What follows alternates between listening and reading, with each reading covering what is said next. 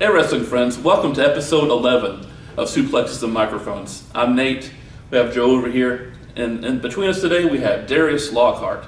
First time we saw Darius wrestle is our very first PWX show. We went to X16 last year of 2016, and he was part of the tag team Revolt at the time. And now, as you can see, he is a successful singles competitor, the current ITV champion of PWX.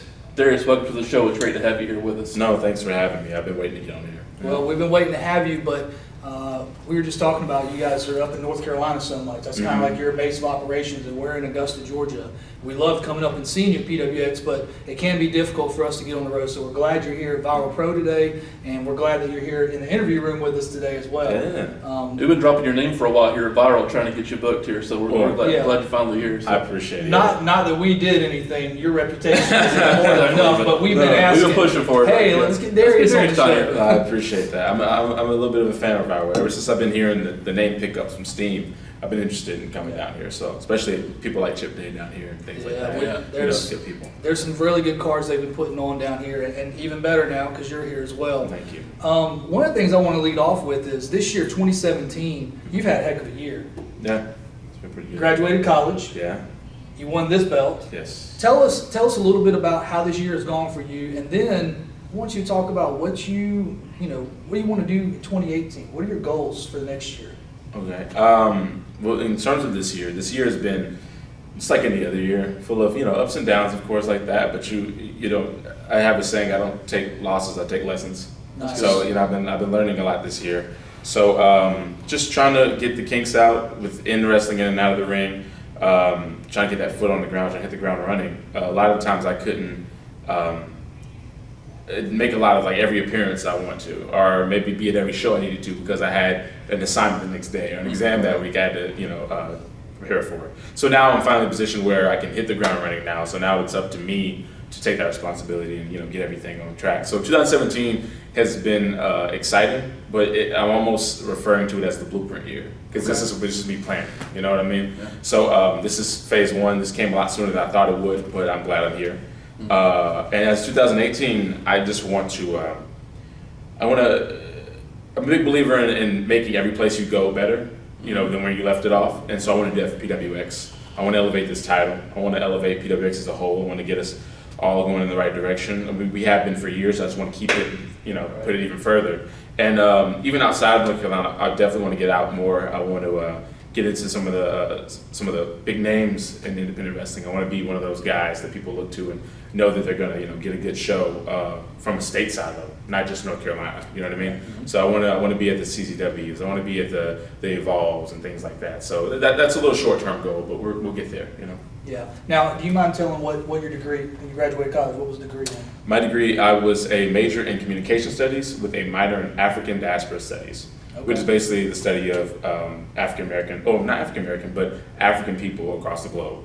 Because our culture spread so far and thin across everywhere. Basically, we were taken here and there and everywhere else. So it's just so much different Black cultures to learn. So I decided to make that my minor, and that's part of the little journey there. Okay.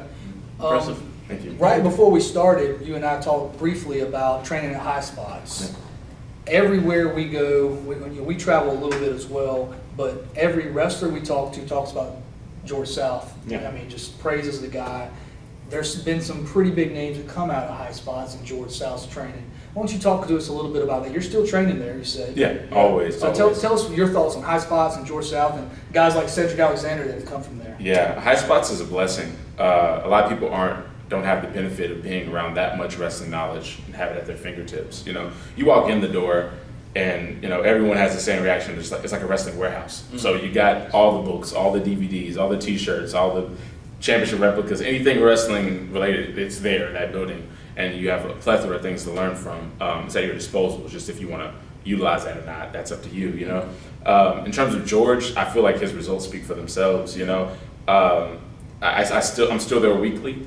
Back when Cedric still lived in Charlotte, he was there weekly. I mean, the guy was, winning championships around the globe. He would still be there on Tuesday to train with George, doing a fundamentals class. George is a fundamentals class, but you learn so much more from just repetition with the fundamentals than more than you could possibly do just, do anything else. So George's training just goes without speaking. I mean, you see 2 years in a row WWE's doing the tournaments. You got Tessa and Cedric back to back. I mean, that speaks for itself. I mean, 2 Georgetown students going there. Right. And I don't know. You hear all the time, Ric Flair says that George is his favorite wrestler. Oh, yeah.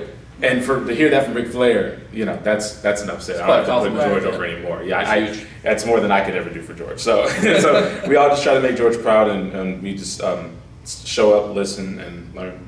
That's our capability. So Highspots is a special place to be. That's great, man. Earlier this week, you and I were messaging, kind of talking about what we plan on doing for this, and I told you I try and watch as much YouTube as I can of whoever we're going to interview. You know, just especially if you're my guy. If it's Nate's the lead, it's his guy, but you're my guy this week. So I found your first wrestling match. Yeah. I don't want to tell the story. I want you to tell the story, but I'm going to tell you my thoughts because there were some interesting things that happened. Yeah. Go ahead. Okay, so my first wrestling match, I've been training since November 2012. So I've been training from that point on, and I was finishing up high school and everything's my senior year of high school. I finally had my first match, I think it was August 13th, which is the day I moved into college. So I had to, the match was supposed to be held at a children's event at a church. We were going to set up a ring in the back of the building and perform for 200 kids or whatever, I don't know the number. I head off to school, I unpack my U-Haul, get everything there, I have to rush back to wrestle. You know, this is the first night of partying on campus, but it meant that much to me. I go back to wrestle, and we're sitting there, and the show's supposed to start at 7, and it's about 5:30, 6 o'clock, and the ring's not there. And then it gets like 6:45, the ring's not there, and so we're like, okay, this is obviously going to be an issue. And George comes up and he goes, all right, guys, get your gear on. And so we're thinking, we're probably going to put our gear on, and we're going to talk to kids, just make them feel good or whatever, so we can't wrestle for them. And then he comes back to us, he goes, all right, so I got these 4 sticks, and I put them in the lawn. And he takes a rope around from like one of those car flag ropes. You ever see the car dealership with the flags on it? And he ties it around the sticks, and then that's our ring in the middle of the grass. Wow. And he goes, we're just going to wrestle here. So that's our ring for the day. So, and I kind of let out a chuckle, like thinking he's joking. And I looked at Caleb and Jake Manning and Cedric, and they're like, no, he's serious. Like, we know this look from George. And so he tells us who we're wrestling that night, me wrestling Cedric Alexander, which has so much history in itself. That's a whole nother thing. But we had that first match in the middle of the grass, and I ended up losing after taking a power slam on the hard earth, which somehow hurt my jaw really badly. But that's another thing. But it was really wild. So yeah, first match on the grass. Well, I watched that, and then I watched it one more time. There's actually 2 versions out there, I believe. One is a little bit longer that I think George South put out. Okay. Because he wanted to basically say, hey, look, we still made it work. Yes. And if you watch the video, watch those kids react. Mm-hmm. They did not care that there was not a ring there. No. You guys, they were popping every move, it seemed like. Yeah. And he said it was 200 kids. I don't know if it was 200. It was a lot of kids, though. And it was for charity. I mean, it was a win-win. Yeah. I know it had to be a strange experience for that to be your first match. Yeah. But in the end, man, you guys really pulled it off. And obviously, George South knows what he's doing. Mm-hmm. So, you can't question the results at the end of the day. Oh no! I mean, it makes for a hell of a story. Like I have friends who came out to see me, and they're like expecting to see a ring, and then I'm just wrestling the grass, so they're just kind of weirded out. What are you doing? Yeah. What am I doing? This is what you paid all this time and money for. And then, of course, around the wrestling community for the next year of me like networking and learning, that was the guy who had his first match in the grass, and so I was that guy for about a year, which is okay. Yeah, I took it with pride. Like you said, we still made it work, and that was the most important part. Funny story, the next night Cedric was wrestling in New York for Ring of Honor. And so what a juxtaposition. Yeah. Like he's wrestling the grass tonight, his first pair of trucks, the next night Ring of Honor, Man. doing I don't know what he was doing that night, probably a tag match or something. But And look where he is now. look where he is now. Yeah. And so it's all about being able to humble yourself and know where you are. Like, as long as you know who you are, you don't have to worry about, feeling slighted because you had to wrestle in the grass. Nothing is beneath anyone. And to still go and do your job. Yes. Do it, do it Do the it right well. way. Yeah. Mhm. I want to talk about another match where Nate and I were there live, It was PWX What Lies Beneath. You fought Tracer X. Yes. About halfway through that match, you ended up in Nate's lap. I don't know if you realized when you went over the rail. If you watched that match, Nate's trying to help you. Oh, see, I'll have to rewatch it. It was interesting, and we're right there. And the thing that when I rewatched that match. We were there live. Mm-hmm. I rewatched that match 3 times this week, Man. and I think that says something alone. But the one thing I kept thinking was that match. You mentioned blueprint earlier. Mm-hmm. That match was a blueprint of a solid match. Tracer X is high flying, but there weren't too many high spots. Thank you. You don't do a lot of high stuff, but there was balance. There was such balance there, and you called it match of the night, didn't you? Mm-hmm. No, thank you. I think you did. Yeah, definitely. I appreciate that. Obviously, when we drive somewhere to go watch Yeah. matches on the way home, all right, what do you Who's think? your favorite? What about this guy? Yeah. What about this We all do guy? that. Or how about this guy that we hadn't seen before? What do you think of him? So I just got to tell you, I don't know who, if you guys were calling together in the ring, how much you set up, but I don't want to call it perfection. But it was just something. It was like I couldn't stop watching. Oh, thank you. But you guys, the first 2 minutes, headlock takedown, headlock takedown. Yeah. But it was done the right way. Thank you, And yeah. so it was enough there for new school guys who want the high spots to stay tuned. Mhm. It was enough for the old school guys that y'all ain't wrestling Yeah. to still watch it and enjoy it as well. So what Well, were your something for everybody, for sure. Exactly. And that's what I Exactly. wanted to be. and it was, and I don't know if it was appreciated as much as it should have been. Don't get me wrong, I never heard anybody talk bad about it, but it really was. It was just so solid. Tell me what you thought about that match, or how you and Tracer kind of worked out that layout. I usually don't break the fourth wall like this, but I'm liking this, so I'll do it. Nice. Yeah, this has been my last interview for a while anyway, so I don't really care that much. But it's I'll definitely break it for you guys. I like it. I definitely put a lot of thought into it. I definitely want it to be like something for everybody. Mm-hmm. And I remember getting back through the curtain, and some people had a little bit of critiques, and not negative. Everyone is, you hear critiques, of course, you want to get better. Sure. So someone was kind of like, I don't know, man. They were hot at the end, but they were kind of quiet in the beginning.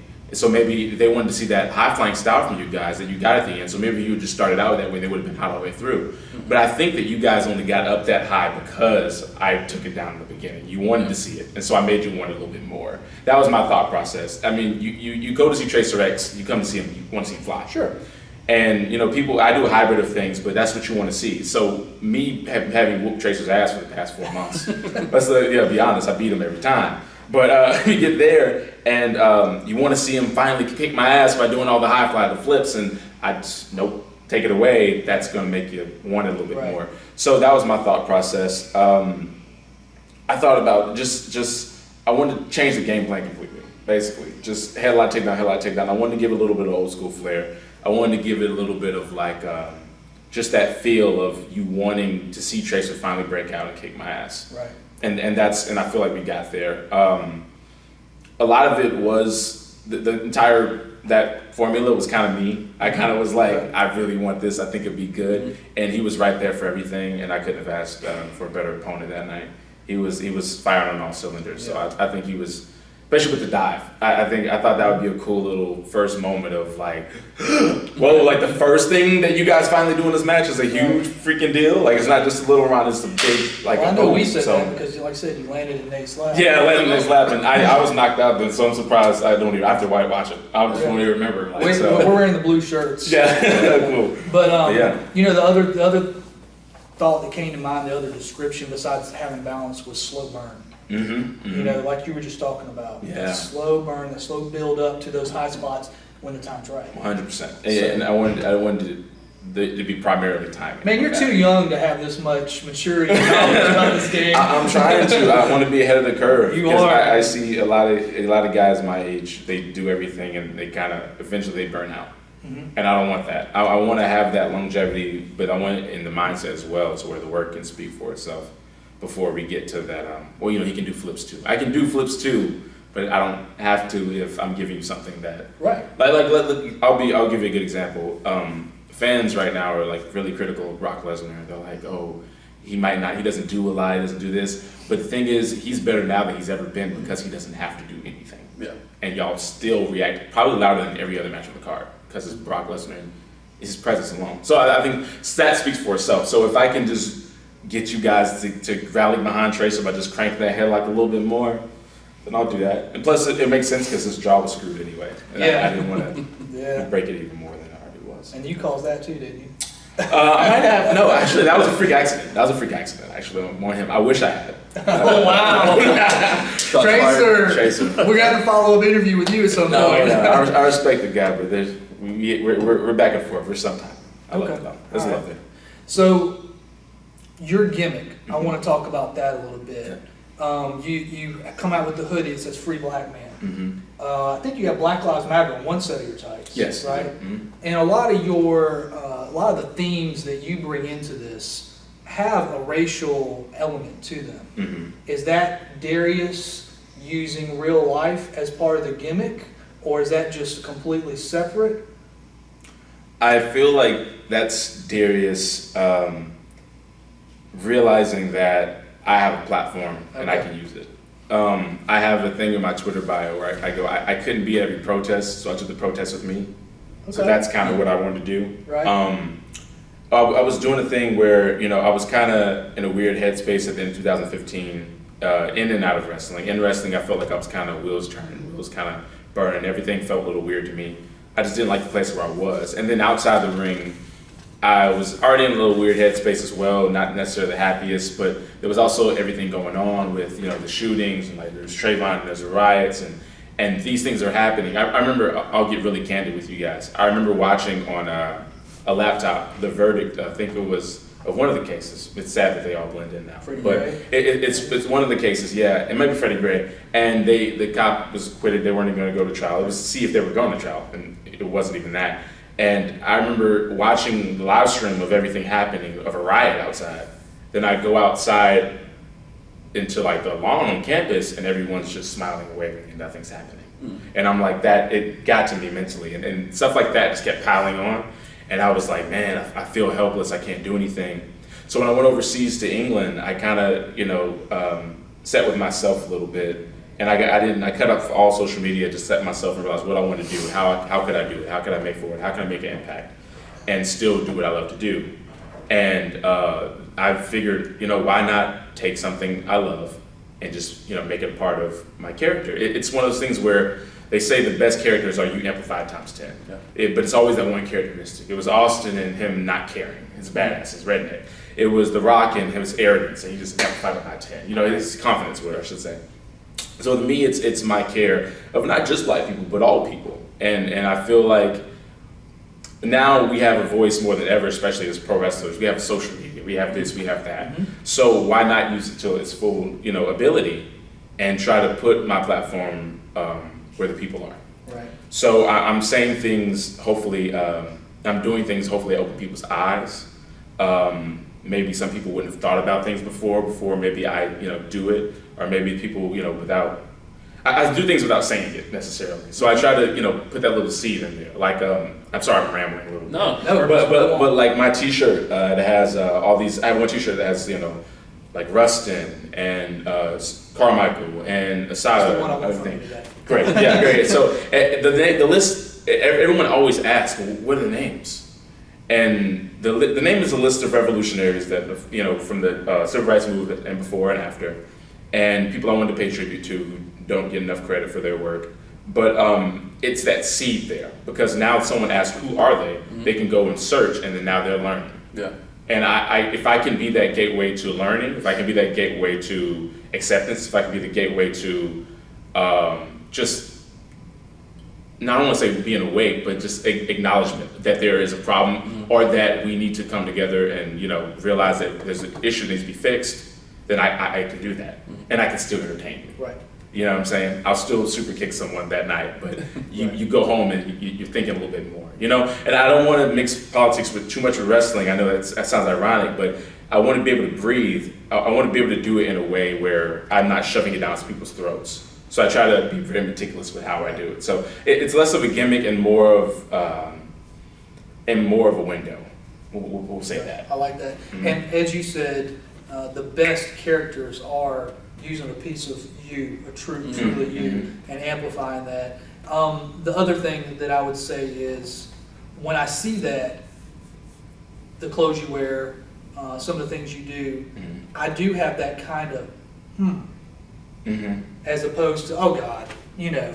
not this again. Yeah, So, yeah. so I That's- think you got the keyhole right, the right size. Hopefully. You know what I'm Thank saying? you. Yeah. But we are in the South, Mhm. so let me ask you: do you think promoters see or hear about you and go, "Ooh, but he does that Black Lives Matter stuff," Mm-hmm. and hesitate booking you at times? Do you think that's happened? I'm sure it happens. It has happened before, Okay. and that's okay. I don't mind that. I expected it. I knew what it was going in. You know what I'm saying? It's nothing I'm afraid of or like want to drop my values for, though. You know what I'm saying? If it's as surface level as I don't know how fans are gonna react to this, or I want to bring you in, that's understandable. It's your brand, it's your product. I'm here to serve you. I'm here to serve them. We're all here to help each other. So I'm not gonna do anything that hurts your show. I understand. If it's something that you don't feel comfortable with yourself, if you don't stand for that, well then, frankly, I don't care if we work together at all. You know what I mean? So it's one of those things where I'm okay with people not wanting me there for that reason. It's understandable. It's a hot topic. Yeah. And it has caused me some things, I'm sure, before. But it doesn't really get to me in the slightest because I know, like, at the end, we may not always be where we want to be, but we're always where we need to be. So I'll be where I need to be at any moment. So we'll be fine. And I can see even when that would be a positive for you as far as like being controversial and drawing heat, especially as a heel. It's like with Jim Cornette with Smoky Mountain Wrestling. They're based out of East Tennessee, where a lot of the population and the audience it was still real to them. So he brought the gangsters in. Yeah, Mustafa and everything. Yeah. That's the time of the South Central riots and all that was going on, so it was very controversial, and they got serious heat. Yeah, and I don't really want it to do like when I'm doing trying to get heat, I try not to rely on that aspect too much. I don't want to do like race bait to get controversy or whatever like that or get heat. I kind of try to play a different line when I'm trying to get a reaction out of someone, where I'm still saying what I need to say, still not dropping my character, but it's a little bit more arrogance to it, where I think I'm better than you because of that. So I try to tiptoe that line in a different way. Yeah. But like you said, it's always me going back to I'm not trying to have the audience go, oh, this again, like we get it. That's the last thing I want, because at that point it closes off my whole purpose. My point is to reach, not reject. You know what I'm saying? I don't want you to reject the notion. Right. It's just seeing me. I heard a story from another podcast interview I did where someone was like, they saw they were African American. They saw the Black Lives Matter in my trunks, and they were like, "What's this gonna be like?" Right. And then they saw how I did it, and they were like, "Oh, Right. Okay, cool." And I'm cool with that. So it's a fine line. I know I keep going back to that, but it really is. That was the hardest. That's been the hardest walk so far, of finding out where the line is, how I can tiptoe it, and how I can make it a positive thing for everybody and an enjoyable experience, and not step on any toes. Well, the thing is, if, like you were talking about, if this is what you truly believe, and you do lose a booking, if you're true to yourself, it doesn't matter. You've won that battle anyway. Right. You know what I'm saying? Right. So, I was trying to decide which one of these two I want to go with next, but I want to talk about, we talked earlier this week about your YouTube video, your highlight video that you made. Yep. Tell us a little bit about that, because if you guys hadn't seen this, how would they search for that? Just Darius Lockhart highlight, right? Yeah, Darius Lockhart highlight video. It's And fine, they'll come up. You're listed as the user, the YouTube user that created it. Was it about 6 minutes? No, it's probably about 4. 4? No, 3 to 4. I felt like it was longer than a normal song. You got a song playing, but I thought it was a little bit longer than a normal song. But it's all black and white. And it is highlights, but there's a lot of you. It almost reminded me of some of the old school WWE promos where it shows them kind of doing their thing in the locker room or whatever without hearing them talk. You know? And I told you on social media, I loved it. I thought you did an incredible job. Tell us how you came up with how you put that together. I watched an interview recently with this woman named Issa Rae, who's a really gifted creator right now. She's making a lot of good content for a lot of good people. She has a show on HBO called Insecure. It's really good. And she had an interview, and she said that brokenness creates creativity. Basically, brokenness breeds creativity, I think was the phrase. And I was a college student, so I was broke. So it was a lot of things. It was like I was trying to sit there and think of what would be cool? What would I like? What do I like that what gets me when I watch those kind of like highlight videos, or when I watch any kind of media, and I'm a lover of B-roll footage, which is like the whole people in the locker room, they don't do it. And I love like the black and white look for what I'm doing. My whole Instagram is like that. If you haven't seen it, you can follow me at Darius Lockhart.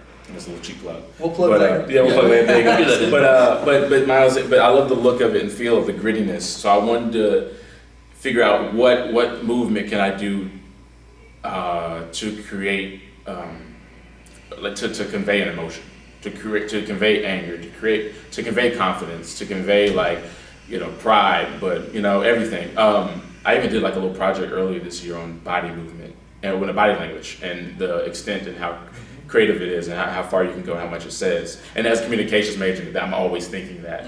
So that definitely helped. My communications degree definitely helped with that. So with the video itself, I just I rented a camera from my library. We had a library at UNCG's campus. We had an underground room called the DCIM room, which every student should be taking advantage of. And it's basically a little technical place. They have a green screen. They have everything: white background, black background. Oh, wow. Camera. No, well, you learn the camera from upstairs, but they have lights and everything. So I legit didn't really. I like working in privacy, I guess. I don't like saying, "Hey guys, I have an announcement to make. I'm working on it real soon," or "Hey guys, this might be happening." I'd rather you just see it. So that said, I would do a lot of things alone. So I went downstairs alone, didn't tell anyone I was working on it, just put the video camera up and did my thing. I guess I got an all gimmick, I locked the door. It was really silly. I'm probably looking ridiculous doing it. Like I would have to walk back in front of the camera or whatever. There's a great shot. It's my favorite thing to tell people. In the beginning, when it starts from my middle of my back or my shoulder, and it raises up to my face, and I'm doing the smirk. Well, there's no one to do the camera for me. Yeah. So I'm literally standing in front of the camera and I'm squatting and I stand up like I'm Really? squatting down. So every camera movement, Like I'm legit moving. Yeah. Wow. So there's no pans. It's just me like moving into the way I think it's gonna work. So it's a little it's hokey watching me do it, but when you see the video, it looks way cooler. So it was just a lot of that. I had to learn how to do lighting on my own. I had to learn how to do editing on my own. I had to learn how to do the camera angles on my own and everything else. So it was all hectic, but it was worth it. It took about 3 days to put together because I had class schedule and things like that to sleep in between, obviously. But it was fun. It was a good little project. Now I have these skills that help me out in and out of wrestling. So Nice. Yeah. And talking about your Instagram real quick, once you won this title, you went around your city and took some pictures like at a barber shop and different things like that. And if you look at that picture, specifically I think the barber shop, there may have been others, it's like, was this in the 70s? Is this current? Yeah. Because the way you did with the black and white and all that is in a way it's timeless. But it's really cool touch. Something that YouTube video projects, but more importantly you project, and we talked about this earlier this week, is presence. When Darius Lockhart comes out of the locker room, turns around, it's like everybody is quiet a lot of times. And not a lot of wrestlers, there's a lot of skilled wrestlers out there. Nate and I travel 3 or 4 different federations and things, and we see a lot of guys that we're like, man, that guy's really good. But very few of them have presence, and you do. Tell me, I think you said you've tried to develop that, but I would say you can't teach that. But what do you think about your own presence? What do you think? I would say in a way it's kind of like The Rock without all the corny rock lines. Okay. Not that I'm a rock hater, but I don't see you on the microphone much. Do you see what I'm saying? Yeah. So when you get on the microphone, everybody's like, "Oh boy, what's he gonna say?" You don't even need that. Yeah. So where does that little magic come from? Well, that's relieving to hear that people are invested in me on the microphone because, like I said, I don't get to say much. So the fact that I have that effect on people is awesome. Where I get it from, it's a lot of tape watching to understand how I can convey who I am. Once again, I try to bring a natural charisma, I guess. I can't try to bring a natural charisma, but I guess I bring a natural charisma. I've always been like an entertainer. Even when I was a kid, my mom always knew I was doing something. She was going to do something on stage. I was always trying to, interact with people. But I think that mixed in with with the acting I've done as a kid or the communication degree, knowing how to communicate a certain thing through body language and everything like that, I think that probably does help to my favor. Help in my favor, I should say. I try to just bring a natural energy where I don't like to waste a movement, if that makes sense. Yeah. If you watch The Undertaker in the ring, every step he takes is for a reason. I want that to be me 24/7 in and out of the ring. Like, if you see me turn, it's because it's for a reason. It's to look at this guy. It's to interact with this person. Mm-hmm. And so I want you to know, I try to convey that when I'm in the building, it's business. You know what I mean? And you know what's going to happen. I'm serious. So, I mean, it's not always an easy task. Every person has to find that footing for themselves and when they're a wrestler. I remember when I first started, Cedric told me one day straight up, he was like, "Yeah, you're kind of awkward looking. Like, you move a little awkwardly." And not like looking, like, but you move, I moved awkwardly. And I watched myself, like, and I did not, like, move as smooth as I could. I didn't move as an athlete. And so once I learned how to carry myself as an athlete, or how I want to, be carried, it just changed. It was night and day to me. And it's a confidence you have to find. As every wrestler has to find it. Some people are blessed with it, like a Matt Riddle, who got it really fast. Some people aren't blessed with it, who like have to take a long time to get that swagger. Right. But it eventually is something you have to believe in yourself for, and you have to get that. You have to find out who you are first, and then try to amplify that through every movement you do. Yeah. I hope that answered your question. Yeah. So not every guy can do the Ultimate Warrior and sprint to the ring and that sort of thing. If I saw you do that, I'd probably laugh. Right. Because it wouldn't fit your character. Right. But you're very methodical in your approach to the ring. I see you look into the crowd. Sometimes, I know you're looking at that specific person. Mm-hmm. It's not a generic. Not that there's anything wrong with that, doing that, but I'm like, man, he's staring right through this cat. And there's the way you do things, the timing and just the mere presence. Again, I think you're playing it just so well when you come out, and that's why I'm a big mark for you. No, for sure. I've been telling you for PWX that you're the best heel. That's changed a little bit. I try to recently. change my attitude. Yeah. I believe you shook hands with Tracer X after What Lies Beneath, and before you fought Elijah Evans for this title. Mm-hmm. And that metamorphosis was kind of happening throughout those, right? Yeah, I think when I came back from England, I had the mindset of doing it, for the people once again, bringing the protest with me. And I guess along the way, as I got a little wrapped up in like in my own sauce or whatever with the revolt and everything, we as a group had that mentality at first, and we kind of lost our way to our own like kind of needs or whatever. And so we as a revolt, I think we just kind of lost our way. We became more malicious, and we were just about ourselves for a little bit. So with that absence of us taking a break from each other, and them leaving and taking a step out, and my match with Tracer, the loss kind of humbled me. So I'm sitting there, I take the loss to him, and I'm thinking like, man, this wasn't supposed to turn out this way. I've been doing this. The moment I don't have Zane and Caleb at my side, I take a loss. So what does that say about what I've been doing the past few months of me winning?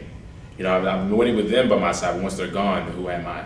So now I need to make a turnaround. And so that was a little bit of a wake-up call for me there. So now we're moving into a place where I'm going back to where I started.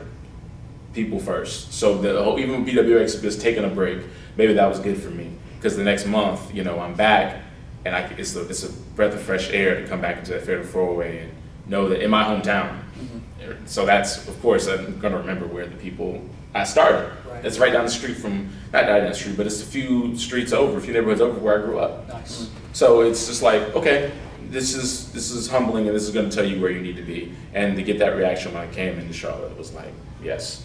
So I'm definitely a little bit of change of heart now. Okay. All right. Nate, I'm going to turn it over to you, man. Yeah. So one of the features we have is we go to the previous person that we interviewed. Mm-hmm. We say, okay, we're interviewing X at this next interview. So how about I have a question for them. So last time we interviewed was Billy Brash. Mm-hmm. And so his question for you is, what percentage of the time can you get a bag and sauce from Cookout? So it used to be 0. It used to be negative 25. But I just met a humble young man at Cookout last week who actually offered me not only sauce, but a bag. Mm-hmm. and I was almost in tears because that never happens. It never happens. Usually you go to cookout and you ask, hey, can I get a bag? Because I do it once because I know what's gonna happen. Mm-hmm. Hey, do you mind if I get a bag? Do you mind if I get some honey mustard? Here, like, whatever. That's what you get. You get it. They get attitude with you. They're like, it must come out of their paycheck, man. Like, it's got to come out of their paycheck. They get so angry. So is the Charlotte cookout, is that where It's every cookout I go to. We don't come to Augusta, man. We don't have that problem. Yeah, we have a good experience. Well, I'm gonna come to Augusta because every cookout in Charlotte, they're like, it's a crime. Like, oh, this guy just bringing my paycheck. They even say my pleasure when you say thank you. No. I'm talking like, it's like Chick-fil-A. Almost Chick-fil-A level. Yeah. Now, see, in Charlotte, you can only go to Chick-fil-A and get that. Yeah. Everywhere else is just like bitter. Like, why are you Wow. wasting my time? Why are you eating? You don't need to eat. Like, why are you here? So it's like that. But so I'm going to change my answer from 0 to 1. Okay. 1%. Because there's that one good guy at Okay. Cookout. He was very nice. So shout out to Tyler. Now, a part B, which is for me, I'm a cookout guy. I love cookout. Excellent. What's your typical order? Oh man, typical order. I'm really basic. Your huge. You gotta get the strip tray. Okay. You gotta get a side of fries, and the last side is a little bit of a. So depends on how I'm feeling. Either you do another. It's rare that I get another order of fries. That's when I'm really hungry. But I might do the quesadilla or I might do the nuggets, and then you always gotta either get a sweet tea to drink or an Oreo milkshake. You can't go wrong with that. Okay. That's my typical cookout order. And I've heard that people's cookout orders say a lot about them. So you're probably judging me right now. Not a bit. But it's okay. Not a bit. Another feature we have is called the 10 count. We just have a bucket of questions that we can pretty much ask anybody. Okay. And so we'd like to know what's something you'd like to improve on with your wrestling?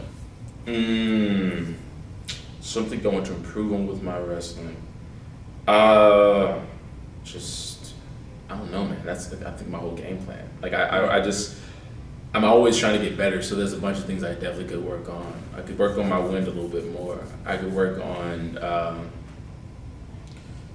That's an interesting question. I wasn't prepared to ask that. Can we come back to that one? Sure. Yeah, we'll think about that one. All right. I'm really curious about this. So if you could wrestle anyone, dead or alive, who would it be? Right now, at this very moment, Neville. Don't Neville? care. That's my guy. Yeah. Neville's my guy. But I have as a long list of people I want to wrestle though. Mhm. Like I mean, I'll drop names, but if you want, but Give us that kind of give feeds. us one more. Doug Williams, British wrestler. I really want to wrestle him. When I went overseas, is because I fell in love with the British style of wrestling. So I went over there and I learned from people, about how to train, basically how to train properly and the best British wrestling. So I really want to be able to prove myself and show what I can do in the ring on a technical standpoint because I don't get the opportunity to do that much. So hopefully I can get there with people like Martin Stone or something like that at PWX soon. That'd be cool. Maybe put this on the line there. He's been having a hot streak. But Doug Williams would be awesome. That's one of my dream matches. So I'll probably tear up. Nice. Sounds good. So if we have something we call the envy question. Mm-hmm. So I'll give you a name, and you can take anything away from this person. Oh, I like this. The wrestling gear, their vehicle, their merch sales, their tattoos, Yeah. personality, Yeah. whatever, anything. Me and Movie Mike play this game a lot. He calls it space jamming. Okay. Space jams. They touch people's thing and they get the power from them. Oh, Is that okay. Space jam? Okay, yeah. So he always calls it. But yeah, All right. So the person is Billy Brash. Who do you take? What do you take of Billy Brash? height. Yeah. Height. Off his game. Yeah, size is definitely, that guy's big. And just, he's quick. I think I'm quick with it too, but Billy has another quick wit that's just fun. So I would take that from him. That wit and height. He's good on the mic. He's one of my favorites. He's good. He's fantastic. All right. Let's say you're about to be involved in a street fight. You get Yeah. to pick two indie wrestlers that have your back. Oh, indie wrestlers? Yeah. Indie wrestlers. Who you picking? Who you got? Sammy Callahan. Okay. He's vicious. Mm. And I feel like I want to pick some deathmatch guys. I'm doing a street fight, man. I got to do that. I'm going to try to go a different route. Sammy Callahan, and I'm going to pick Keith Lee, because there ain't nobody messing with Keith Lee. Keith Lee's a bad guy. Okay. That man, you see him, everyone's running up. So I'm going to pick Sammy Callahan, Keith Lee, got my back. Okay. You mentioned carrying yourself like an athlete. Yeah. So have you played any other sports before? Yes. I played soccer for 6 years in my youth.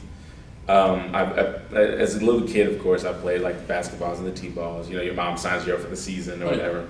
I did amateur wrestling in high school though, and that's played a big part in some of the style I've been able to do and my ability to keep up with some people in the ring, just amateur style. So I did amateur wrestling in high school. What'd you do in soccer? Soccer, I was a defensive player.